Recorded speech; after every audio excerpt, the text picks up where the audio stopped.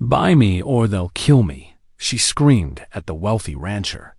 In the dust of a frontier cattle yard, a desperate woman's cry stopped every heart cold. One moment, outlaws threatened her life. The next, a man of means stepped forward, and nothing in the valley would ever be the same. He thought he was saving her for a day, but hidden in her hands was a paper that could change the fate of every ranch, every drop of water, and every soul who called this land home. The townsfolk whispered. The church bell tolled. The law dragged her away in chains. And in the firelight, one child's tear-stained voice begged for the truth to be heard. Now, with cattle barons closing in and a valley set to burn, only one question remains. Will a man's act of mercy and a woman's fight for dignity bring healing to a divided land or destroy everything they love?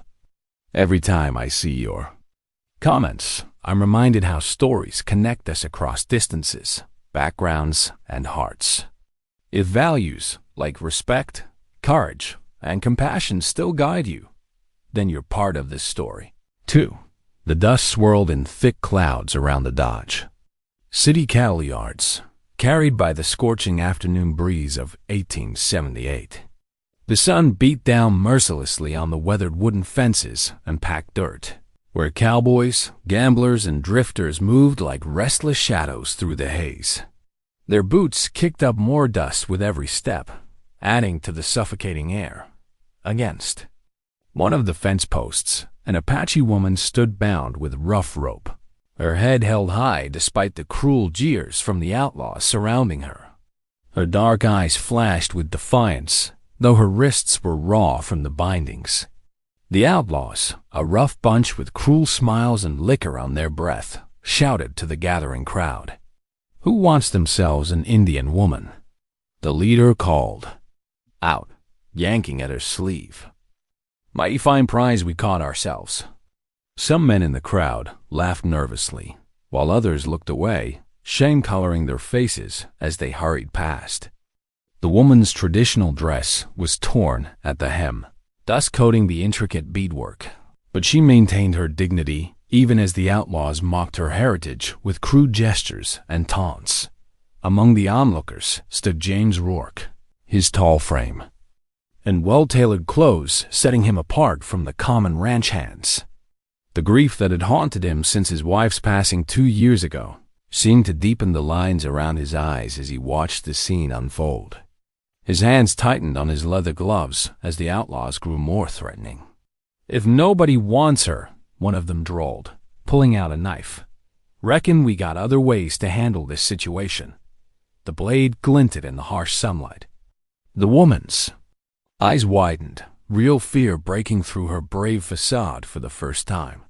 She looked desperately around the crowd, searching for any sign of mercy among the faces. "Buy me, or they'll kill me." Her cry cut through the afternoon heat like a thunderclap. The crowd fell silent, the only sound the distant lowing of cattle, and the creak of windmill blades turning slowly in the hot breeze. The words hung in the air, raw with truth and desperation. James found himself locked in her gaze. Those eyes held such strength, such fierce determination to live, that it stirred something in his grief-numbed heart. Without conscious thought, he stepped forward, his boots striking the packed earth with purpose. "How much?" he asked, his voice carrying clearly across the sudden quiet. The outlaws exchanged surprised looks. Then crude grins spread across their faces. The leader stepped forward, still gripping his knife. "Well now, seeing as she's such prime property, name your price." James cut him off, his tone hard as iron. He pulled out his wallet, making sure they saw the thick stack of bills inside. "Dummy?" Leader named a sum far above what any decent man would pay, but James counted out the money without complaint. He knew arguing would only put the woman in more danger. The outlaws snatched the bills from his hand, checking each one with greedy eyes before the leader finally nodded to his men. They untied her roughly, shoving her forward so she stumbled. James caught her arm before she could fall, his touch gentle but firm. The contact seemed to steady them both. The outlaws melted away into the crowd, counting their ill-gotten gains and already arguing over shares. Murmurs rippled through the onlookers as James guided the woman toward his wagon. Some voices held approval, others scorn, but he ignored them all. He helped her up onto the wooden seat, noting how she moved with natural grace despite her ordeal. The crowd began to disperse, the afternoon's entertainment over. James's conscience weighed heavy as he took the reins. He had just spent more money than most men earned in months, buying a person's freedom, something that shouldn't have had a price at all. But looking at the woman beside him, her shoulders straight and her gaze fixed forward with unwavering dignity, he knew he'd made the only choice he could live with Dot as his horses turned toward the street leading out of the cattle yards. The woman spoke softly. "I am Taya." The simple introduction, offered without plea or explanation, carried more meaning than 1,000 words of gratitude could have expressed. James nodded, recognizing the strength it took to maintain such composure after what she did. "Endured." "James Rourke," he replied, his voice equally quiet as they left the dust and cruelty of the cattle yards behind them. The wagon wheels creaked and bounced over the rutted road leading away from Dodge City. The late afternoon sun cast long shadows across the prairie grass, while dust from their passage swirled in golden clouds behind them. James held the reins loosely, guiding the horses with practiced ease. He reached beneath the wagon seat and pulled out a tin canteen. "Here," he said, offering it to Taya. "You must be thirsty." She accepted the canteen with careful movements, studying his face before taking a small sip. The water was sun warm, but clean. She drank sparingly, her dark eyes never leaving him as she handed it back. "Where are you headed?" James asked, keeping his tone gentle. "Do you have family nearby?" Taya's fingers twisted in her lap, though her voice remained steady. "My family is gone. The soldiers came to our village 2 summers ago." She looked out across the endless prairie. "There is nowhere safe for me now."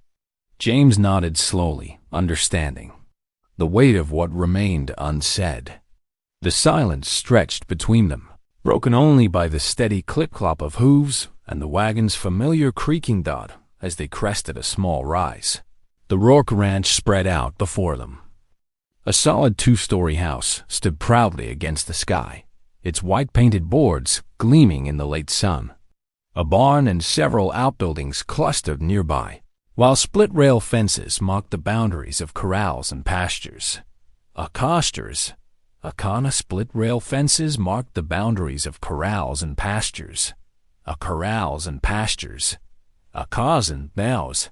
High-pitched squeal of delight broke the evening quiet. A small figure in a blue dress came running from the front porch, her brown braids bouncing with each step. "Papa's home!" Anna Rourke called out, skipping down the path. She stopped short when she spotted Taya, her eyes growing wide with curiosity. "Who did you bring home, Papa?" James climbed down from the wagon, helping Taya descend before turning to his daughter. "This is Miss Taya. She'll be staying with us for a little while." "Really?" Anna's face lit up. She bounced on her toes, excitement radiating from every movement. "Come inside. I want to show you my room and my books and—" "Anna," James cautioned. But his voice held warmth. "Let Miss Taya catch her breath first." Tom Bennett emerged from the barn, wiping his hands on a rag. His weathered face darkened as he took in the scene. He moved closer to James, speaking in a low voice. "Boss, you're bringing trouble right into the house." James gave his foreman a sharp look, but before he could respond, the ranch's housekeeper called them all in for supper. The kitchen was warm and bright, filled with the smell of fresh bread and beef stew. Anna insisted on sitting next to Taya, her plate nearly forgotten as she peppered their guest with questions. "What kind of games? Did you play when you were little? Do you know any stories? Can you ride horses?" The questions tumbled out between bites. Anna, James reminded gently, let Miss Taya eat. Taya offered a small smile, her first since arriving. It is all right, she said softly. In my people's way, sharing stories makes the food taste better. She described games she had played as a child, speaking of running through summer grass and learning to weave baskets from her grandmother. James cleared his throat. Miss Taya will stay with us until we can arrange safe passage for her elsewhere. After the dishes were cleared, James stepped out onto the porch with Tom. The evening air had cooled, carrying the sweet scent of prairie grass. You're taking an awful risk, Tom said, leaning against a post. Townfolk won't like having an Apache woman here. Could bring trouble down on all of us. James watched the sunset paint the sky in brilliant oranges and pinks. What kind of man would I be if I'd walked away? They would have killed her, Tom. Inside, Taya stood in the doorway of the kitchen, watching Anna light a small oil lamp. The girl hummed softly as she worked, her small hands careful with the match. The simple tune stirred something deep in Taya's memory, her own mother singing as she prepared evening meals. The familiar rhythms of family life before everything changed. Later, lying on a cot in the spare room, Taya listened to the night. Sounds of the ranch. Wind whispered around the corners of the house, and somewhere in the distance, coyotes raised their voices in lonely song.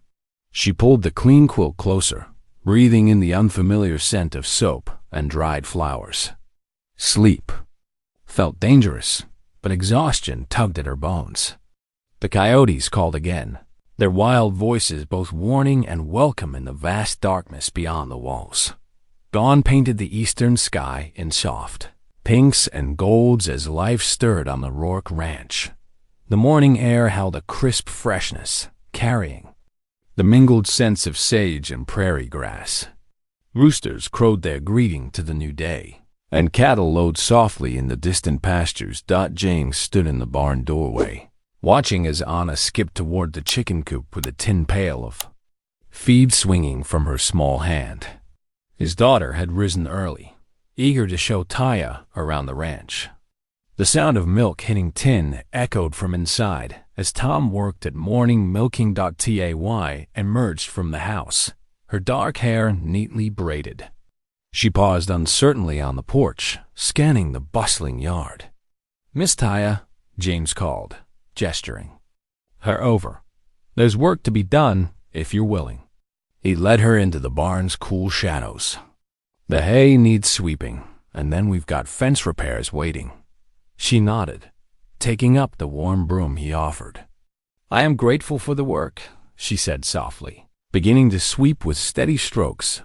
James gathered tools for the fence repair, stealing glances at her as she worked. There was grace in her movements, despite her obvious wariness. The morning light filtering through the barn slats caught dust motes dancing in the air. A sudden fit of coughing seized Taya, making her pause. In her sweeping, she pressed one hand to her chest, and James noticed her fingers slip inside a hidden fold of her dress. When she withdrew them, a folded paper came with them, yellowed and dirt-stained. What's that you carry? He asked, curiosity getting the better of him. Taya's fingers tightened on the paper. She studied his face for a long moment before speaking. It is all I have left of my father, she said. Her voice held both pride and pain as she carefully unfolded the document. James stepped closer, squinting at the faded writing. His breath caught as he recognized the formal language of a land treaty. The paper bore official seals and signatures, dating back 15 years. As he read further, his hands began to tremble. This treaty, he said hoarsely, it describes the Valley Riverlands, the water source my cattle depend on. Taya's chin lifted slightly. My father was a leader among our people. He signed this treaty in good faith, believing it would protect our rights to the water and land. Her eyes grew distant. When the settlers came, they did not honor the paper. My father tried to reason with them. She swallowed hard. They killed him. My mother hid this document in my dress before the soldiers took her away. James sank onto a hay bale, his mind racing. The implications were staggering. If this treaty was legal, it could change everything in the valley. Water rights were the lifeblood of every ranch and farm. The presence of this document and this woman could spark a firestorm of conflict. The day passed in a blur of work. James found himself watching Taya as she helped Anna gather eggs and worked alongside Tom to repair the broken fence section. She moved with quiet competence, her presence already weaving itself into the ranch's daily rhythm. That evening, as they gathered around the supper table, Anna could barely contain her excitement. "Miss Taya," she pleaded, "will you tell us a story, please? Papa says your people have the best stories." Taya's face softened as she looked at the eager child. "Very well," she agreed. "I will tell you about Coyote and the stars." James listened, barely touching his food, as Taya's gentle voice filled the kitchen with images of a clever coyote who learned wisdom from the night sky. Anna leaned forward, completely enchanted, while even Tom seemed to relax slightly in his chair. Later, after Anna had been tucked into bed and the house grew quiet, James sat alone at his desk. The treaty paper lay before him, its creases and stains telling their own story of survival. The lamp's flame cast dancing shadows across the walls as he stared at the document, reading and rereading its carefully penned words. His chest felt tight with competing emotions. Fear for his ranch's future warred with his sense of justice. The woman sleeping under his roof might hold the legal right to the very water that sustained his cattle, his land, his daughter's inheritance. Yet the same document that threatened his livelihood also explained why those outlaws had targeted her. They must have known, or at least suspected, what she carried. James ran a weary hand across his face, the lamp's flame flickering as if sharing his uncertainty. The tree's implications weighed heavily on his conscience, leaving him torn between protecting his own interests and doing what was right. The morning sun beat down on the wagon as James guided his team down the rutted road toward town. Dust swirled around the wheels, coating everything in a fine layer of brown. Anna sat between him and Taya on the wooden seat, chattering about what treats she hoped to find at the mercantile dot as they rolled onto the main street of town, heads turned. Women gathering at the water pump stopped mid-conversation. Men lounging outside the barbershop straightened, their eyes following the wagon's progress. The whispers started, carried on the hot breeze like tumbleweeds. "Ain't that the Indian woman Rourke, Bud? What's she doing in town?" Never thought James Rourke would. James's jaw tightened, but he kept his eyes forward. Beside him, Taya sat straight-backed, her face a mask of calm dignity. Only the slight tremor in her hands, folded in her lap, betrayed her unease. They pulled up in front of Jensen's mercantile. James helped Anna down first, then offered his hand to Taya. As they stepped onto the wooden sidewalk, the store's bell jangled. Clayton Birch emerged, his expensive boots gleaming despite the dust. He filled the doorway with his broad shoulders, a calculated smile spreading across his face. "Well, if it ain't James Rourke," Clayton drawled, his eyes sliding past James, to fix on Taya. "Brought your reservation squaw to town, I see." James stepped forward, his voice low but firm. "Mind your manners, Birch. The lady deserves respect." "Lady?" Clayton's laugh held no humor. His gaze caught on something protruding from James's coat pocket, the corner of the treaty paper. His eyes narrowed thoughtfully. "Papers don't protect savages, Rourke. Best remember that." James's hand instinctively covered the pocket. The implied threat in Clayton's words hung heavy in the air. Anna pressed closer to Taya's side, sensing the tension. "Come on," James said quietly to his companions. "We'll do our shopping later." But Anna had already spotted something across the street. "Papa, look! The church bell!" She tugged at Taya's skirt. "Can we go see it, please?" The white-painted church stood proud against the blue sky, its steeple reaching heavenward. Before James could object, Reverend Matthews appeared in the church doorway. His kind face creased in a welcoming smile. "Why, Miss Anna Rourke, come to admire our belle, have you?" The preacher descended the steps, nodding respectfully to James and Taya. "We're mighty proud of it. Brought it all the way from St. Louis. Last spring," Anna beamed. "It's beautiful. Miss Taya, isn't it pretty?" Taya's face softened as she looked up at the gleaming bell. "Yes, little one. Very beautiful. You're all welcome to join us on Sunday," Reverend Matthews said warmly. "Our doors are open to everyone seeking the Lord's grace." James watched as something shifted in Taya's expression, a flicker of longing, perhaps for a community she'd long been denied. She inclined her head gratefully to the preacher. Their peaceful moment was shattered by raucous laughter from the saloon. Clayton's men sprawled across the porch, their hands never far from their gun belts. Their hostile stares followed every movement of the small group. "We should head back," James said quietly. He helped Anna and Taya into the wagon, acutely aware of the watching eyes. As they drove out of town, he spoke in low tones. "Clayton Birch won't stop until he controls every drop of water in this valley. That paper you carry, he'll do anything to make sure it disappears." The sun was setting by the time they reached the ranch, painting the sky in brilliant oranges and purples. After supper, while James settled Anna into bed, Taya slipped out onto the porch. She stood at the railing, lifting her face to the emerging stars. The night air carried the sweet scent of sage and the distant cry of coyotes. In her native tongue, she whispered a prayer that had been passed down through generations of her. "People, Great Spirit, grant me courage to face what comes. Protect those who have shown kindness. Guide my steps on this new path."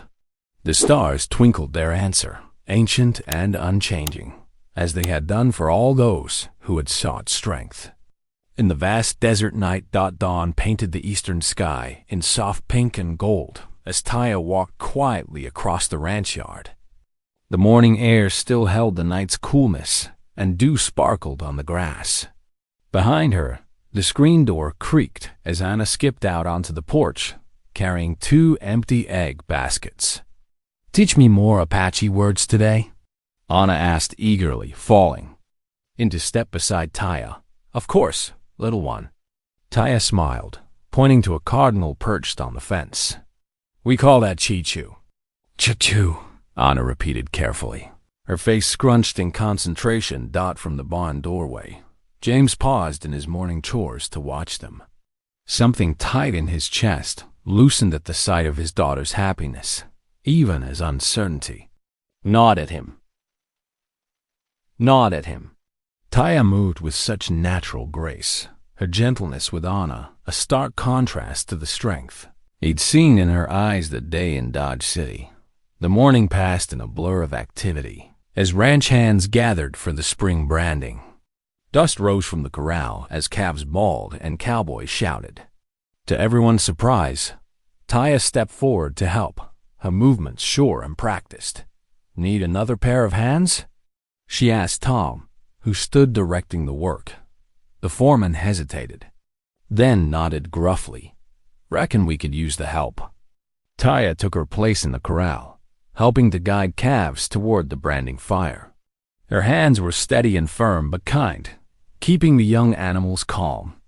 The cowboys exchanged impressed glances as she worked tirelessly alongside them, never complaining about the heat or dust. "She's something else," one hand muttered to another. "Ain't afraid of honest work, that's certain." As evening approached, the work wound down. The smell of coffee and beans drifted from the cookhouse, drawing tired workers to the long table. Anna insisted Taya sit beside her, chattering about the day's events. "Will you sing for us?" Anna asked suddenly, her eyes bright. "Please? Like you did when you were telling me about the stars last night?" A hush fell over the table. Taya glanced around at the expectant faces, then smiled softly. "Very well, little one." Her voice rose clear and sweet in the lamp-lit room, an Apache lullaby that spoke of moonlight on desert flowers and mother birds watching over their nest. Though the words were foreign to most ears, the melody carried its own meaning. Love. Protection. The eternal cycle of days. James sat very still, his coffee forgotten. Something in the song reached past his careful walls, touching the grief he'd carried since Sarah's death. When Taya finished, he had to clear his throat before speaking. "That was beautiful," he said quietly. The peaceful moment shattered at the sound of hoofbeats approaching fast. Tom burst through the door, his face grave. "James," he called. "News from town. Clayton Birch filed papers with the county clerk this afternoon. He's contesting the treaty, says it ain't valid without proper registration." The room fell silent. James's jaw tightened as he met Taya's eyes across the table. "How long?" "Clerk says hearing set for 2 weeks' time." Tom wiped his brow. "Birch is moving fast." After Anna was tucked into bed, James and Taya sat before the dying fire in the main room. The clock ticked steadily on the mantel, marking time that suddenly seemed too short. "I haven't prayed," James said abruptly, staring into the flames. "Not since Sarah died. Couldn't see the point when God took her despite all our prayers." Taya's voice was gentle. "Creator listens to broken hearts. Sometimes answer is not what we expect, but it comes." "And what answer do you expect now?" He turned to look at her, moonlight from the window silvering her dark hair. "I expect nothing. I hope for justice." Her hand rested on the arm of her chair, close to his. "But I am grateful, whatever comes, for kindness found here." Their hands brushed, just slightly, as she shifted. A current of understanding passed between them, warm as the banked fire. In that touch lay recognition of shared pain, shared strength, and perhaps something more that neither dared name. James looked down at their nearly touching fingers, then back to her face. The firelight caught answering sparks in her eyes, and for a moment, the weight of tomorrow's battle seemed lighter, shared between two hearts beginning to heal. Morning. Sunlight streamed through the kitchen window as James pulled on his riding boots. The leather creaked as he stood, checking his pocket watch. The ride to town would take the better part of the morning. "I'm going with you," Taya said firmly, the treaty paper clutched in her hand. Her eyes held the same determination. He'd seen that first day in Dodge City. James started to object, but something in her stance told him it would be futile. She had the right to defend her own claim. Before he could respond, Anna burst into the kitchen, her face bright with hope. "Can I come too? Please, Papa." She bounced on her toes, already wearing her best dress. "I'll be extra good, I promise." James looked between them, his daughter's pleading face and Taya's resolute expression. "All right," he sighed. "But we need to get moving. It's a long ride." They set out as the sun climbed higher, James on his bay horse, while Taya and Anna shared the wagon seat. The wheels rattled over dirt roads as they passed fields green with spring wheat. Anna chattered happily, pointing out wildflowers to Taya, who named each one an Apache. By midday, they reached town. The street was busy with wagons and townspeople going about their business. James helped Anna and Taya down from the wagon, conscious of the stairs following them to the courthouse. Inside the clerk's office, musty ledgers lined the walls. The clerk, a thin man with ink-stained fingers, barely looked up as James presented the treaty. "Ah, yes, the disputed claim." He adjusted his spectacles. "I should inform you that Mr. Birch has submitted several affidavits from prominent citizens. They're prepared to testify this document is questionable." "Questionable?" James's voice was sharp. "It bears an official seal." "Seals can be forged," the clerk said mildly. though his eyes slid away from Taya's steady gaze. And there are concerns about accepting such claims from certain parties. Taya's fingers tightened on the paper. My father was a leader among his people. This treaty was signed in good faith. Nevertheless, the clerk shuffled papers nervously. The hearing will proceed as scheduled.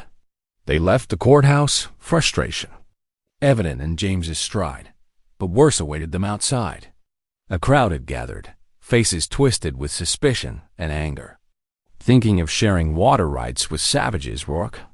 Someone called out. Others muttered darkly about treaty tricks and Clayton's warning. A sharp crack split the air as a stone struck the ground near Taya's feet. James spun toward the source, a boy no older than 12, arm already raised for another throw. But Anna was faster. She darted in front of Taya, arms spread wide. "Stop it!" she shouted, her voice ringing across the street. "She's family. You leave her alone." The boy dropped his stone, startled by her fierce defense. James grabbed Anna's shoulder, ready to hurry them away, when a calm voice cut through the tension. "Perhaps you'd all do well to remember the Good Samaritan," Reverend Hawley said, stepping down from the church porch. "Who, might I ask, is truly showing Christian charity here? The child who offers protection, or those who cast stones?" The crowd shifted uncomfortably. The Reverend gestured toward the church door. "Please, come inside, all of you." The cool darkness of the church enveloped them as Reverend Hawley closed the heavy door. Dust motes danced in colored light from the windows while the minister lit a lamp on his desk. "Now then," he said, settling into his chair, "tell me about this treaty." They explained everything. Taya's father, the land claim, Clayton's interference. The Reverend examined the document carefully, noting the date and signatures. "I remember when this treaty was signed," he said finally. "I was there as a witness, though much younger then. I would be happy to testify to its authenticity." "You do that?" James asked, hope kindling in his voice. "The Lord calls us to stand for truth," Reverend Hawley said simply. He bowed his head. "Shall we pray together?" The prayer was quiet but fervent, asking for guidance and protection. When they finished, the sun was already sinking toward the horizon. The ride home was subdued. Anna, worn out by the day's events, dozed against Taya's shoulder. As twilight deepened, she slipped further down until her head rested in Taya's lap. Taya's hand moved gently over Anna's hair, smoothing it with maternal tenderness. James, riding alongside, caught the sight in the gathering dusk. Something shifted in his chest, a warmth he thought long buried with Sarah. The feeling both comforted and unsettled him. Mixing with his worry over the coming fight, ranch lights winked in. The distance as they approached home, golden promises of safety in the growing dark. Days stretched into a week at the Rourke Ranch, each sunrise bringing new tension. James paced the porch at dawn, watching his men patrol the fence lines with rifles slung across their backs. The morning dew hadn't yet burned off when Tom rode up, touching his hat brim. "All quiet on the North Range, boss," he reported. "But the men are getting jumpy." James nodded, his jaw tight. He'd doubled the watch since their return from town, knowing Clayton wouldn't let matters rest with legal papers alone. The ranch hands kept their Winchester rifles close, even during routine chores. The evening sun was setting when hoofbeats approached from the east. Bill Henderson, their nearest neighbor, rode up looking troubled. James met him at the hitching post, noting the man's drawn face. "Evening, James." Bill dismounted slowly, his usual friendly manner subdued. "Got some news you need to hear." They walked to the corner of the barn, out of earshot from the house. Bill pulled a folded paper from his vest pocket. "Clayton's been busy. He's got most every cattleman in the valley to sign this petition against your Apache woman." James took the paper, scanning the familiar names. Men he'd known for years, whose children played with Anna at church socials. His fingers crumpled the edge slightly. "There's more," Bill continued, his voice low. "Talk in town is turning ugly. Some are saying you've gone soft in the head since Sarah passed. Others are making threats, the kind that end in rope and violence." He placed a heavy hand on James's shoulder. "Send her away, James, before this gets worse." "I can't." "Do that, Bill."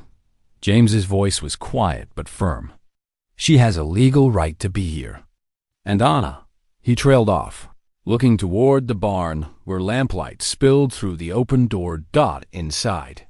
Taya knelt beside a sick colt, her hands gentle as she mixed herbs in a small wooden bowl. Anna sat cross-legged nearby, watching with wide eyes as Taya added water and stirred the mixture into a paste. "What are those plants called?"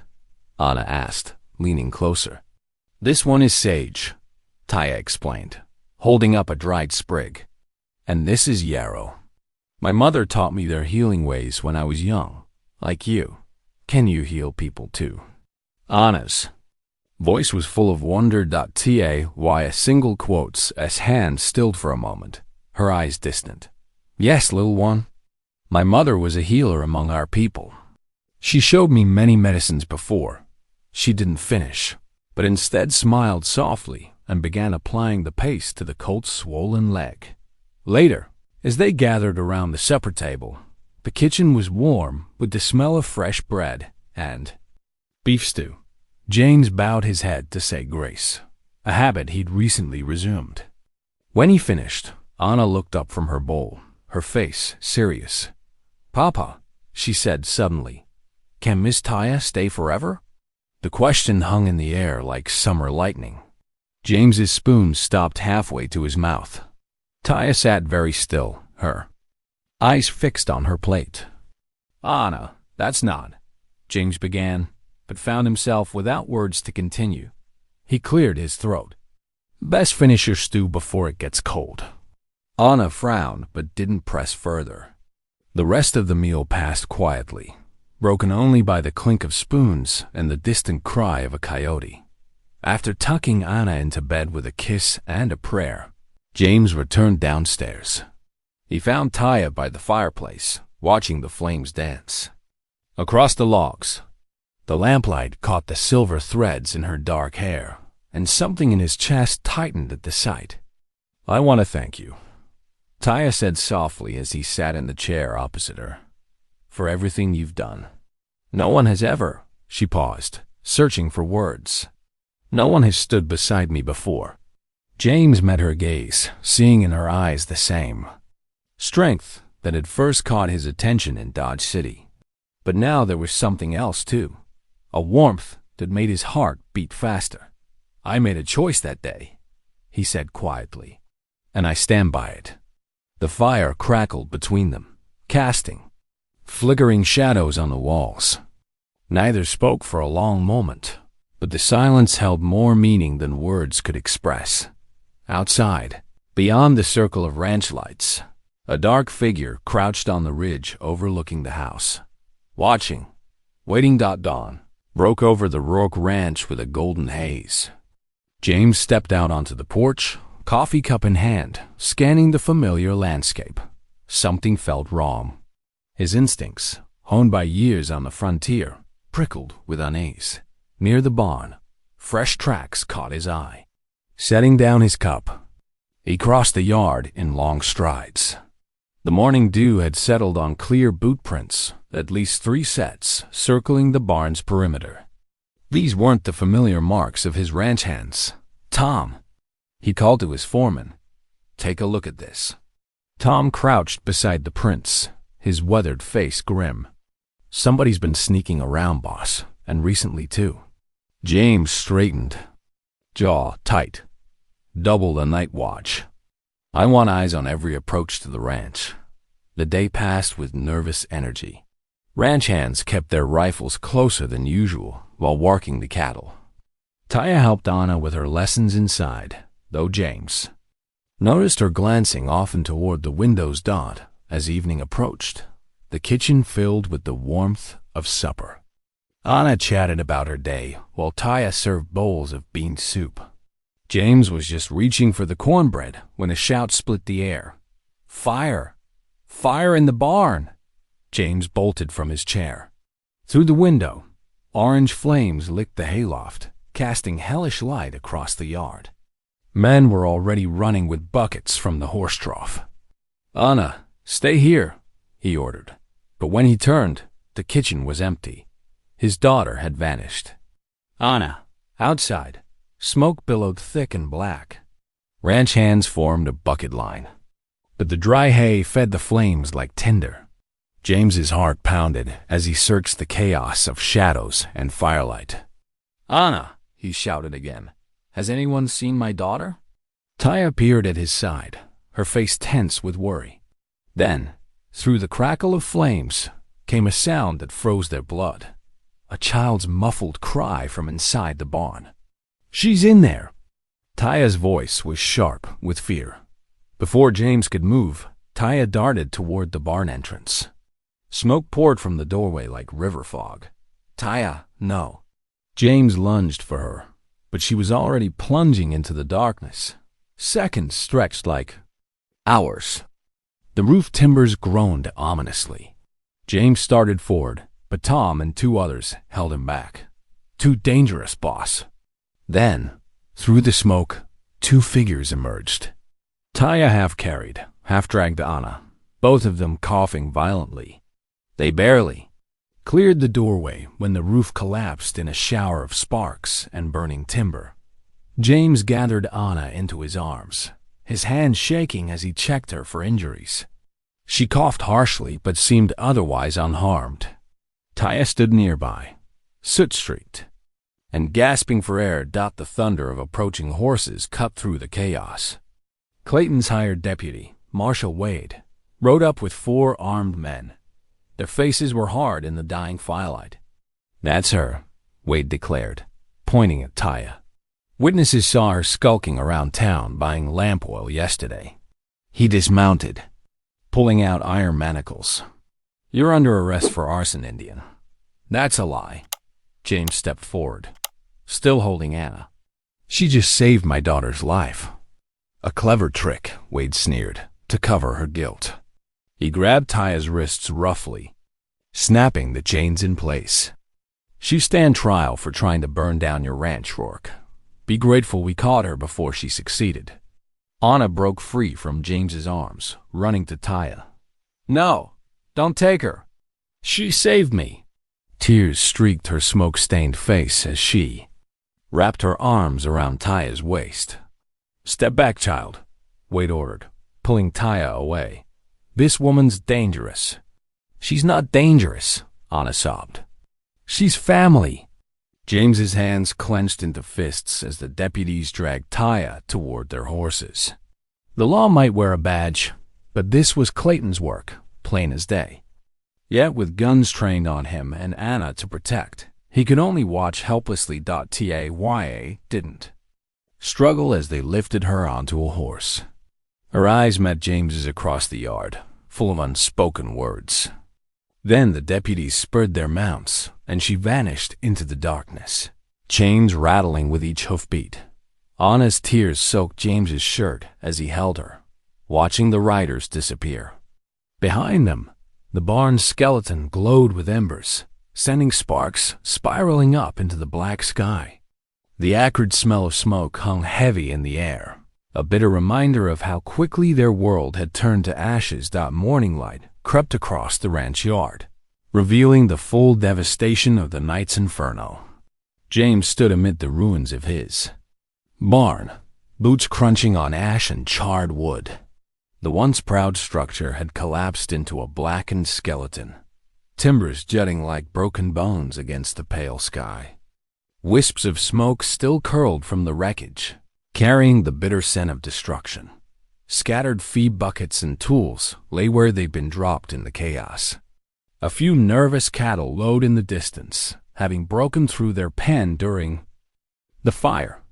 The livestock would need rounding up before they strayed too far. Too far. Tom approached, his face etched with concern. Most of the horses are accounted for. Found them gathered in the south pasture. He paused, studying James's tight expression.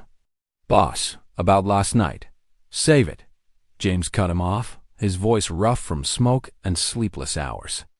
You need to hear this, Tom persisted. Clayton's got Judge Morrison wrapped around his finger. Has for years. That trial's gonna be nothing but a show. Mark my words. James's jaw clenched. You suggesting I just stand by while they railroad an innocent woman? I'm suggesting you think about what's at stake here. Tom gestured at the ruined barn. Clayton won't stop at this. He'll take everything if you cross him. A soft sound drew their attention to the porch. Anna sat on the top step, small fingers wrapped in the folds of Taya's cotton scarf. The girl hadn't spoken since the deputies rode away. She just stared at the burnt barn, clutching that scarf like a lifeline. James's chest ached at the sight. His daughter had already lost her mother. Now she'd watched Taya, who'd risked everything to save her, dragged away in chains through the morning hours. James paced the yard, torn between rage and helplessness. His mind kept circling back to Taya's eyes in that final moment, resigned, yet somehow still holding hope. She'd trusted him to protect her, and he'd failed. The sun was setting when Anna's voice finally broke the heavy silence. She stood in the doorway of her bedroom, nightgown already on, her face small and serious in the lamplight. Papa, she whispered, she saved me. Now she's all alone. The simple truth in those words struck James like a physical blow. He'd been wrestling with what to do, weighing consequences and risks. But his 10-year-old daughter cut straight to the heart of it. Taya had saved Anna without hesitation. She deserved no less from him. Later, after tucking Anna in, James found himself kneeling beside her bed. The last time he prayed was at his wife's funeral, anger and grief choking his words. Now, in the quiet darkness, he struggled to remember. How? Lord, he began haltingly. I ain't been much for talking to you lately. Reckon I've been carrying too much bitterness. He paused, searching for words. But that woman, she's got more courage and kindness than most folks who claim to follow you. She didn't deserve what happened. I need strength to make this right. His voice cracked on the last words. Doubt and fear still gnawed at him, but something else was growing stronger. Resolve died as first light touched the eastern sky. James pulled his saddle from the tack room. The leather creaked as he cinched it onto his most reliable horse. Papa? Anna stood in the yard, already dressed.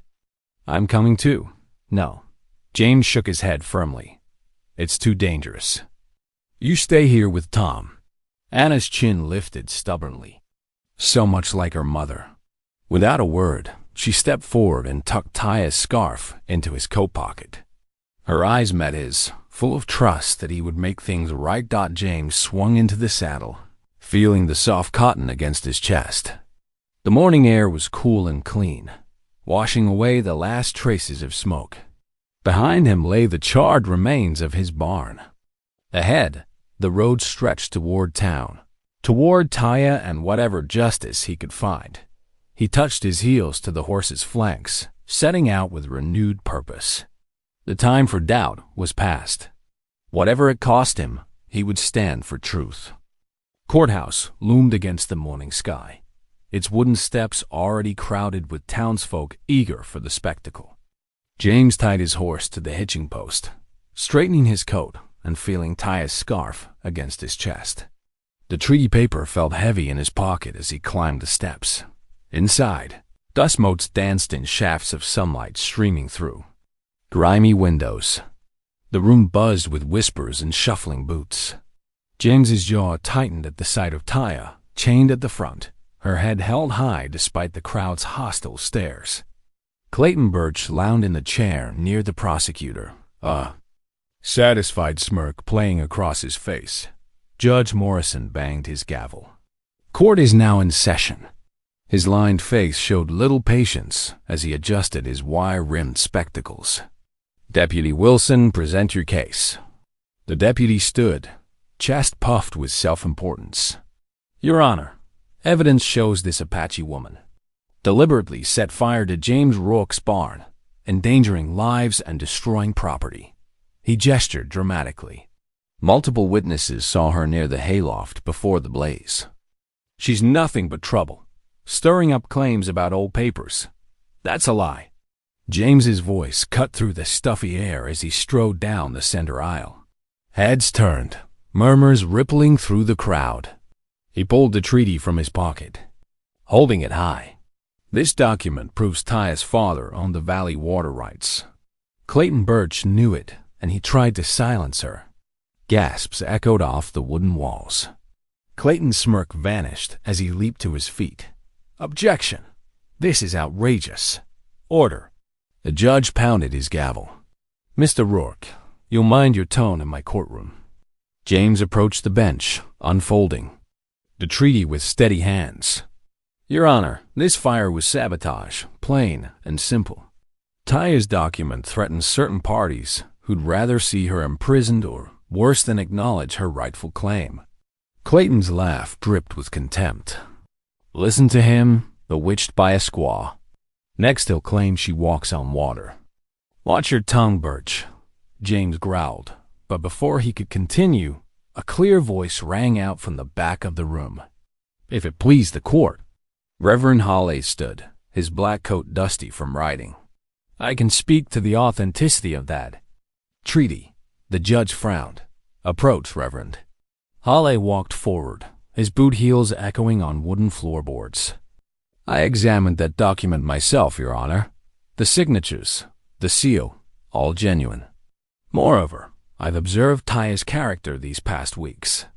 She's shown nothing but integrity, despite facing hatred that shamans our Christian community. Restless. Muttering filled the courtroom. Some heads nodded. Others scowled. The judge mopped his brow with a handkerchief. Your Honor, James spoke again. I request that my daughter Anna be allowed to testify.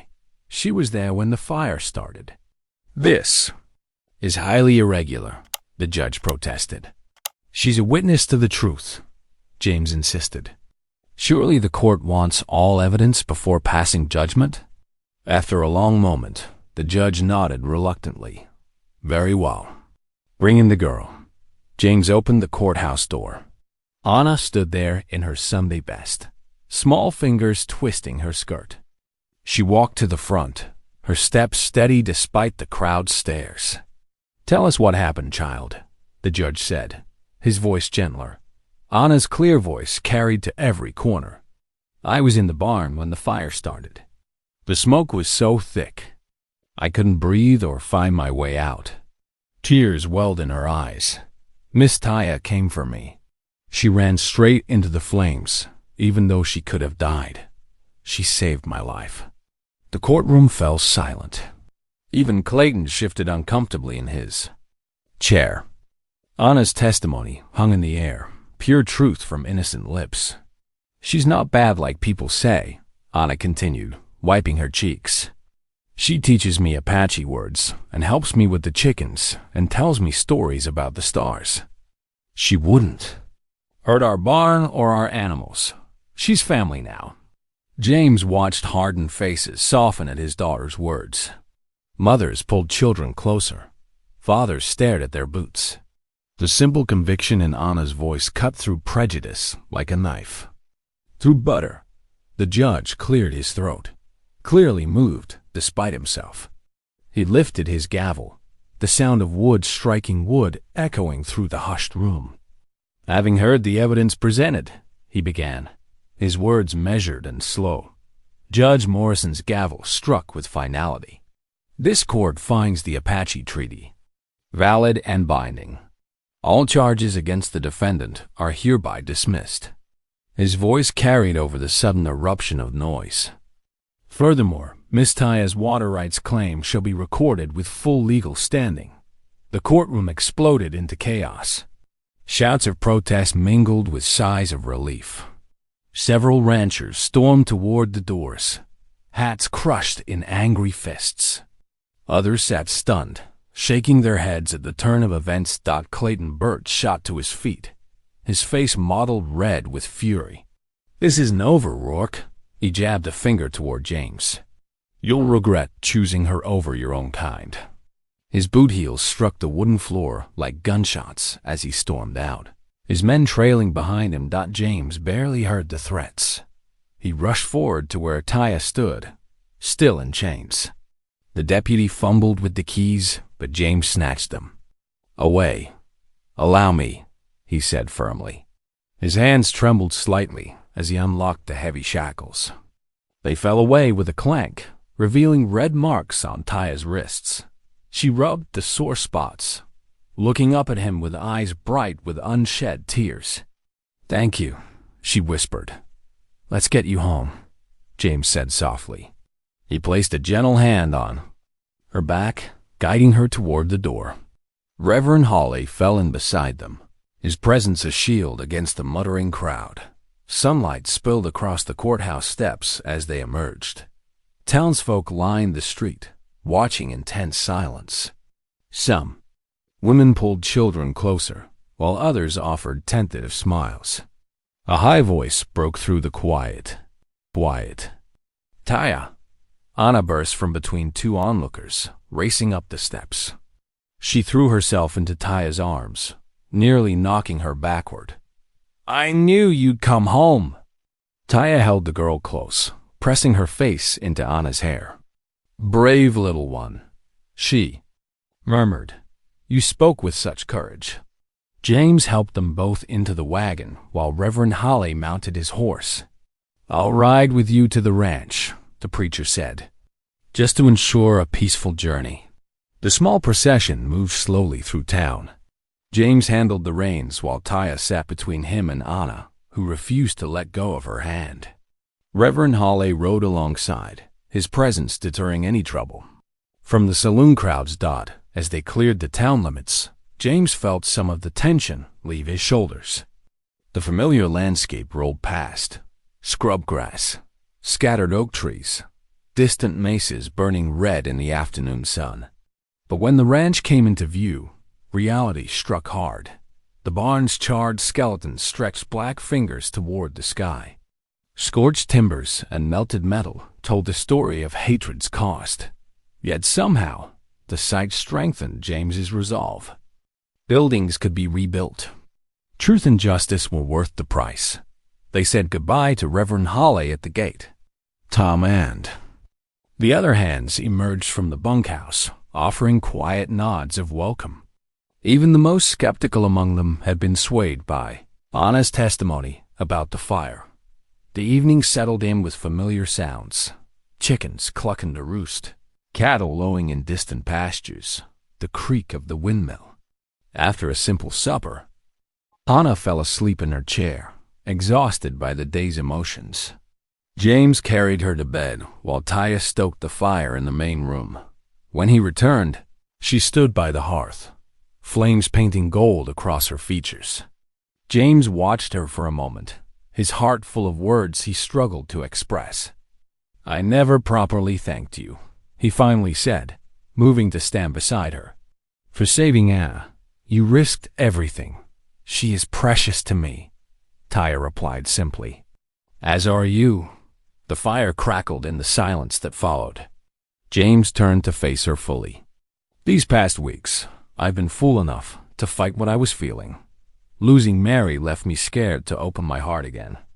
He drew a deep breath. "But watching them take you away, seeing that empty chair at breakfast, I realize my life has been emptier without you in it." Taya's eyes shimmered in the firelight. "You gave me something no outlaw could steal, no judge could grant." Her voice was soft but steady. "You gave me dignity. You saw me as human when others saw only their fears." James reached for her hand, his rough fingers sliding between hers. The touch sent warmth spreading through his chest, more healing than any medicine. Taya's fingers tightened around his, a silent acknowledgement of something deeper than words could express. They stood together, hands entwined, watching the flames dance. Outside, a coyote called to its mate across the darkening valley. Inside, two hearts beat in quiet harmony. No longer alone. Dawn painted the eastern sky in soft rose, and gold as riders appeared on the horizon. James stood on his front porch, coffee cup warming his hands, and watched the procession of neighbors making their way down the long drive to his ranch. Some rode with heads held high, others with shoulders hunched in apparent shame. Taya emerged from the house, standing quietly beside him. "They come seeking answers," she said softly. "Or giving them," James replied, setting his cup on the porch rail. The first to dismount was old Bill Henderson, his weathered face creased with concern. "James," he called out, removing his hat. "Ma'am," he added, nodding respectfully to Taya. "We've come to hear truth from your own lips about these water rights." More riders gathered in the yard, their horses stamping in the morning dust. James cleared his throat and spoke clearly so all could hear. "The treaty is legal and binding, but neither Taya nor I aim to deny water to any honest rancher. The river belongs to all who respect it." A murmur passed through the crowd. Henderson spoke again. "Some of us, well, we owe you both an apology. We listened to Clayton's poison without questioning." "Much obliged," James said simply. "Water will flow as it always has.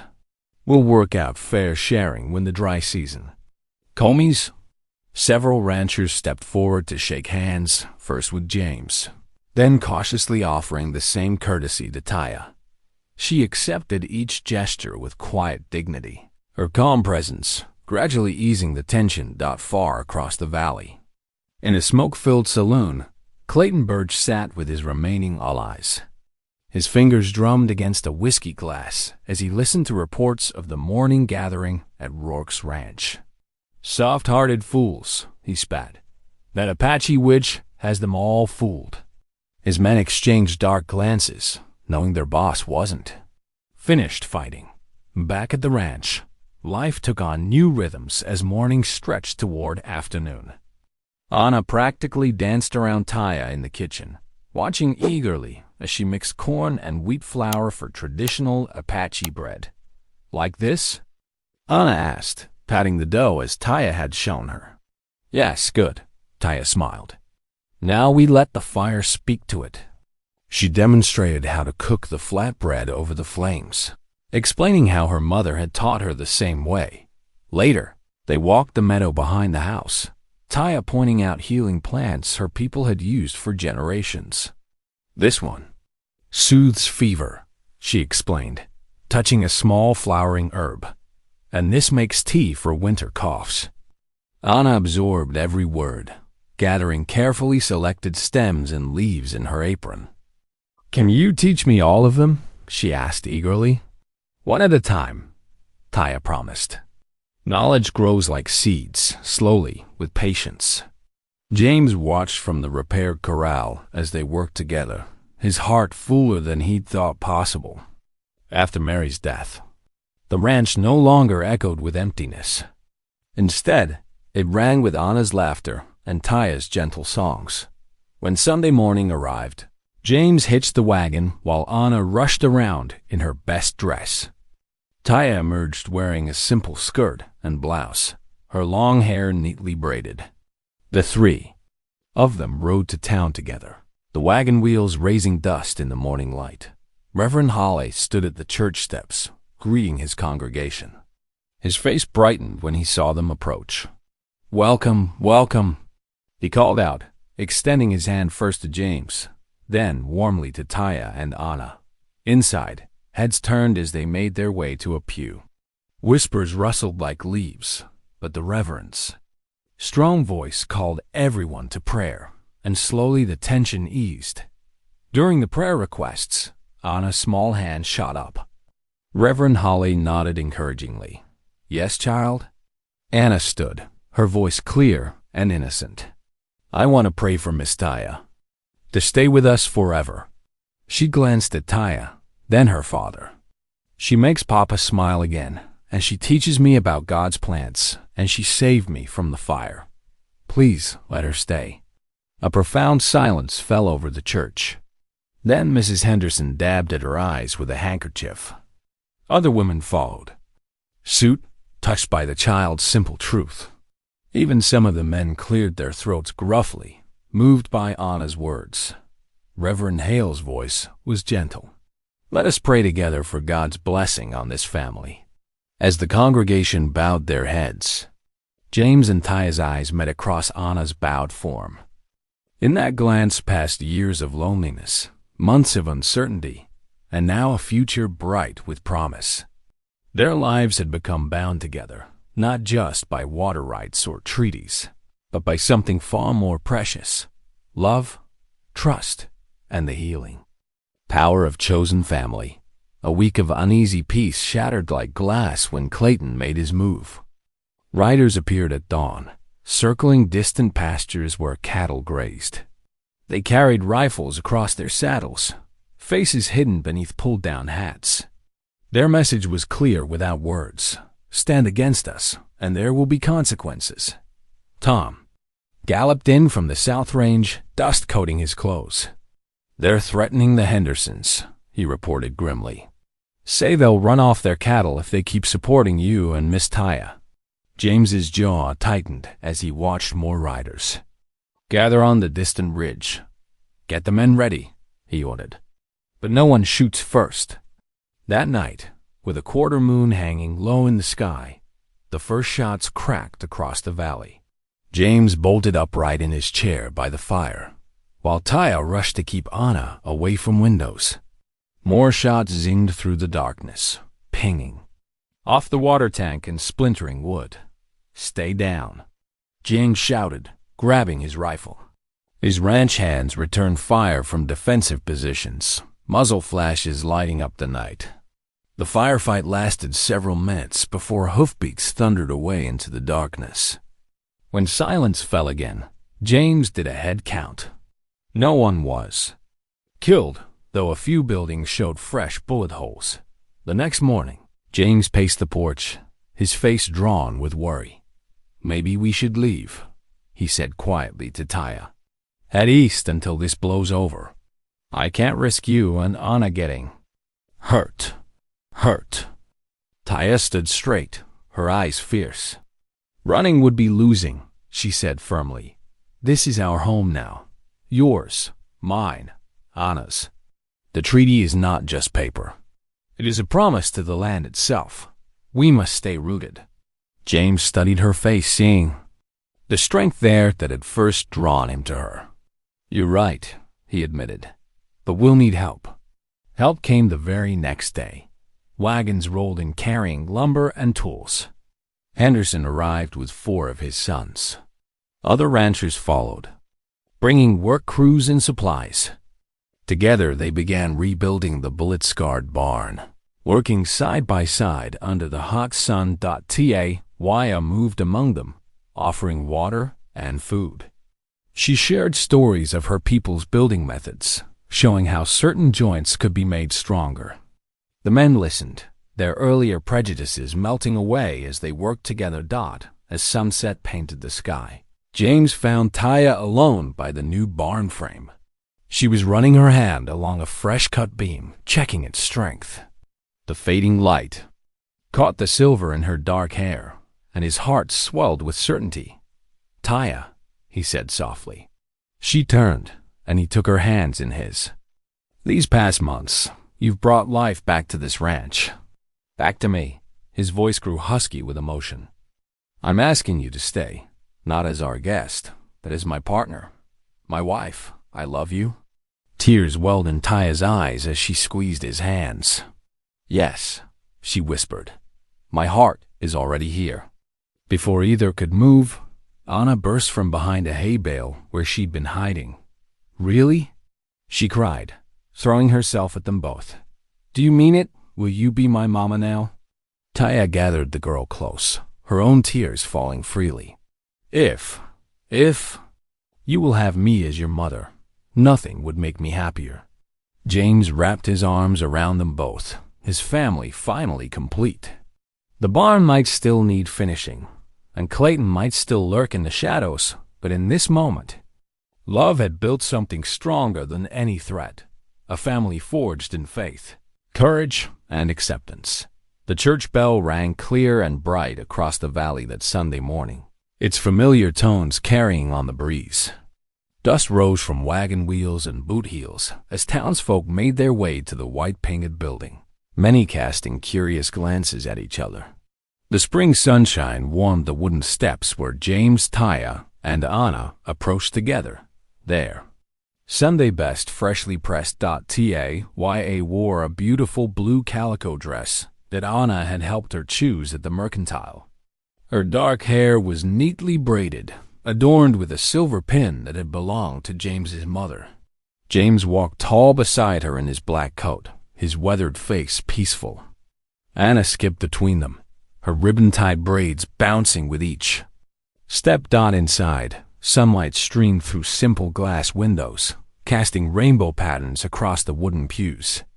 The familiar scent of beeswax candles and hymnal pages filled the air. Reverend Hawley stood at his pulpit, his kind eyes twinkling as he watched the congregation settle. Today, the preacher began, his voice carrying to the rafters, we speak of unity, of God's love that knows no borders, no boundaries of race or custom. He held up his Bible. In this book, we read that all are precious in His sight. That love builds bridges where walls once stood. Heads nodded throughout the congregation. Even those who had once turned away from Taya now listened intently. Mrs. Henderson dabbed at her eyes with a handkerchief, while her husband squeezed her hand. After the sermon, James rose slowly to his feet. The church grew quiet as he cleared his throat. "Friends and neighbors," he said, his voice steady but touched with emotion, "I want to announce that Taya and I are to be wed." A moment of silence followed. Then Mrs. Henderson started clapping, followed by the Reverend. Soon the whole church filled with applause and calls of congratulation. A few faces remained stern. A handful of mutters rose from the back pews, but they were drowned by the wave of acceptance. Clayton's usual seat remained conspicuously empty. Word had spread that his influence was waning, his threats carrying less weight now that the community had chosen a different path. The congregation stood to sing Amazing Grace, the harmonies swelling rich and full. Anna pressed close to Taya's side, her small hand finding her soon-to-be mother's. "Forever now," she whispered, beaming up at Taya, who squeezed her hand in response. That evening, lantern light spilled from the newly rebuilt barn, turning its fresh-cut timber to gold. The scent of pine still lingered, mingling with the aroma of shared dishes spread across trestle tables. Neighbors had brought their best, Mrs. Henderson's apple pies, the Williams family's roasted beef, and Taya's traditional Apache bread. That had become a favorite among the children. Laughter and conversation filled the warm air. Someone started playing a fiddle, and hymns rose spontaneously, voices joining in harmony. Even those who had once shunned such mixing found themselves tapping their feet and sharing smiles. As twilight deepened, James, Taya, and Anna stood together on the porch of their home. Below them, the valley stretched peaceful and wide. Cattle grazed contentedly on the slopes, and the river caught the last rays of sunset as it flowed freely, sustaining all who lived along its banks. James drew Taya and Anna close, their hearts beating as one family. The evening star appeared above them, bright with promise, as peace settled over the land like a blessing. In their embrace was everything they had fought for: faith, dignity, and the profound gift of belonging. Thank you for listening. Stories connect us in the most unexpected ways. If you felt that spark today, make sure you're subscribed.